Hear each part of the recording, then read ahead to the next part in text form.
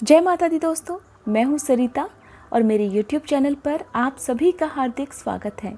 दोस्तों, आज की इस वीडियो में मैं आपको सुनाने वाली हूं प्रदोष व्रत के दिन सुनी जाने वाली व्रत कथा।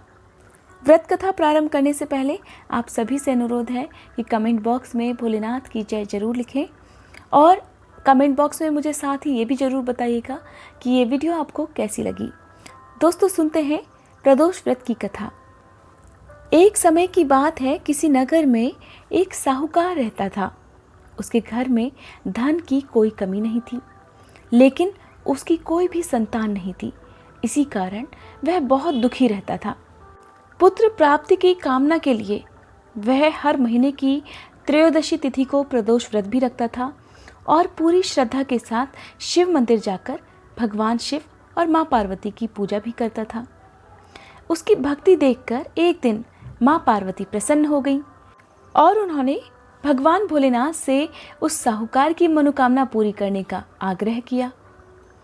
पार्वती जी की इच्छा सुनकर भगवान भोलेनाथ ने कहा, हे पार्वती, इस संसार में हर प्राणी को उसके कर्मों का फल मिलता है और जिसके भाग्य में जो हो उसे भोगना ही पड़ता है। लेकिन पार्वती माँ ने साहूकार की भक्ति का मान रखने के लिए उसकी मनोकामना पूरी करने की इच्छा जताई। माँ पार्वती के आग्रह करने पर शिवजी ने साहूकार को पुत्र प्राप्ति का वरदान तो दे दिया, लेकिन साथ ही यह भी कहा कि उसके बालक की आयु केवल 12 वर्ष होगी। माँ पार्वती और भगवान शिव की यह बातचीत साहूकार सुन रहा था।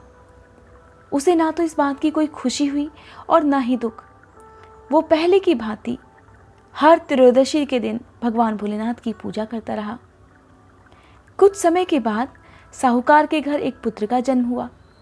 जब वह बालक 11 वर्ष का हुआ तब उसे पढ़ने के लिए काशी भेज दिया गया।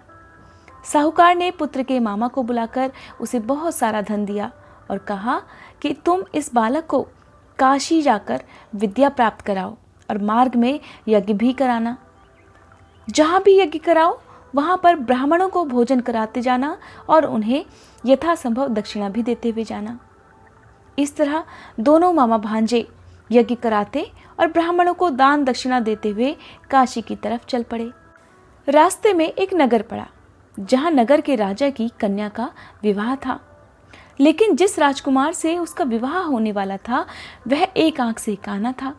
राजकुमार के पिता ने अपने पुत्र के काना होने की बात छुपाने के लिए एक चाल सोची। साहूकार के पुत्र को देखकर उसके मन में एक विचार आया। उसने सोचा, क्यों ना इस लड़के को दुल्हा बनाकर राजकुमारी से विवाह करा दूं। विवाह के बाद इसको धन देकर विदा कर दूंगा और राजकुमारी को अपने नगर ले जाऊंगा। लड़के को दूल्हे के वस्त्र पहनाकर राजकुमारी से विवाह करा दिया गया। लेकिन साहूकार का पुत्र ईमानदार था और उसे यह बात अच्छी नहीं लगी। तब उसने मौका पाकर राजकुमारी की चुन्नी के पल्ले पर लिख दिया, तुम्हारा विवाह तो मेरे साथ हुआ है, लेकिन जिस राजकुमार के संग तुम्हें भेजा जाएगा वो एक आंख से काना है। मैं तो काशी पढ़ने जा रहा हूँ। जब राजकुमारी ने चुन्नी पर लिखी बातें पढ़ी तो उसने अपने माता पिता को यह बात बता दी। राजा ने अपनी पुत्री को विदा नहीं किया, जिससे बारात बिना दुल्हन के ही वापस चली गई। दूसरी ओर साहूकार का लड़का और उसका मामा काशी पहुंचे और वहां जाकर उन्होंने यज्ञ किया। जिस दिन लड़के की आयु 12 वर्ष की हुई उसी दिन यज्ञ रखा गया। लड़के ने अपने मामा से कहा कि मेरी तबीयत कुछ ठीक नहीं है। तब मामा ने कहा, बेटा तुम अंदर जाकर आराम करो और सो जाओ। शिवजी के वरदान के अनुसार कुछ ही देर में उस बालक के प्राण निकल गए।